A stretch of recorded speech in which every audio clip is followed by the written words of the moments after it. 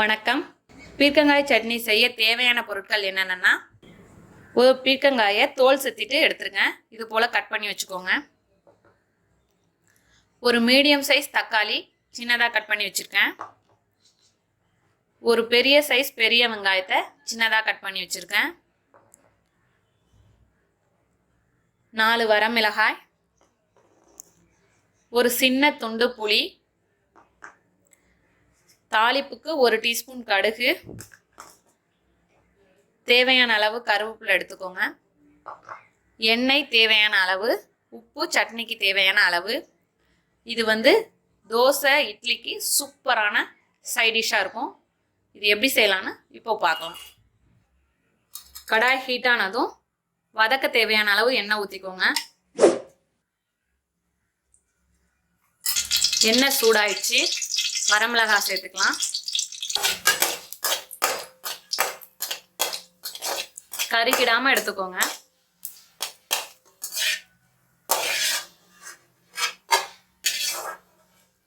இது போல பிளேட்ல டிரான்ஸ்ஃபர் பண்ணிக்கலாம். புளி எடுத்துக்கோங்க, அதையும் வறுத்துக்கலாம்.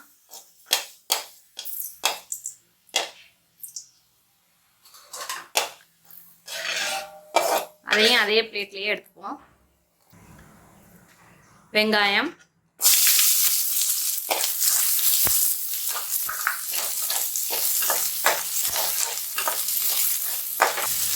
இப்போ தக்காளி சேர்த்துக்கோங்க.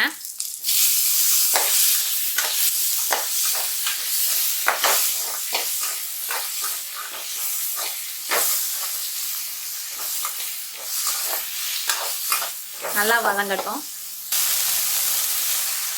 இப்போ பீர்க்கங்காய் சேர்த்துக்கலாம்.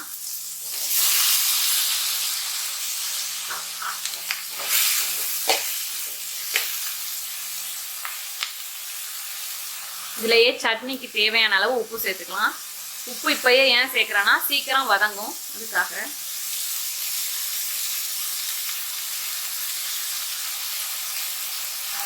அப்புறம் சேர்க்க தேவையில்லை, சட்னியோட இப்பயே கரெக்டா இருக்கும்.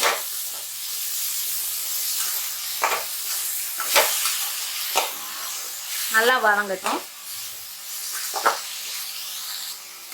பீர்க்கங்காய் பார்க்கறதுக்கு தான் பெரிய அளவா தெரியும். வதங்கி வந்தோன்னே சுருண்டுடும். தண்ணி சத்து இருக்கும். அந்த தண்ணி வத்துற அளவே நல்லா வதக்கி எடுத்துக்கோங்க. இன்னும் வதங்கட்டும். இப்போ பாருங்க, நம்ம எவ்வளோ போட்டோம், நல்லா வதங்கி வந்துடுச்சு. தண்ணியெல்லாம் வத்தியாச்சு. இப்போ இந்த ஸ்டேஜில் ஆஃப் பண்ணிப்போம். இது நல்லா ஆறினோன்னே வரமிளகாய், புளி, இந்த வெங்காயம், தக்காளி எல்லாத்தையும் சேர்த்து அரைச்சி எடுத்துகிட்டு வந்துடலாம். ஆறட்டும். அது ஆறுறதுக்குள்ள தாளிப்புக்கு தேவையானதை தாளிச்சுப்போம். எப்பயுமே சட்னி தாளிக்கிறீங்கன்னா நல்லெண்ணெய் யூஸ் பண்ணுங்க. நல்லா டேஸ்டா இருக்கும் சட்னிக்கு. எண்ணெய் ஹீட் ஆயிடுச்சு.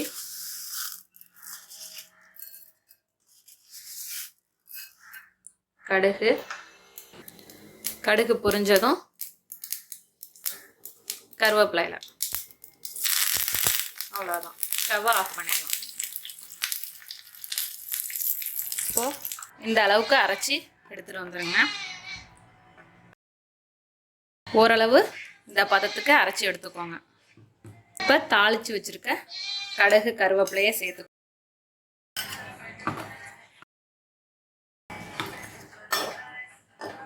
இப்போ நம்மளோட அருமையான அற்புதமான பீர்க்கங்காய் சட்னி தயாராகிடுச்சு. இதே அளவில் இதே போல் நீங்களும் செஞ்சு பாருங்கள்.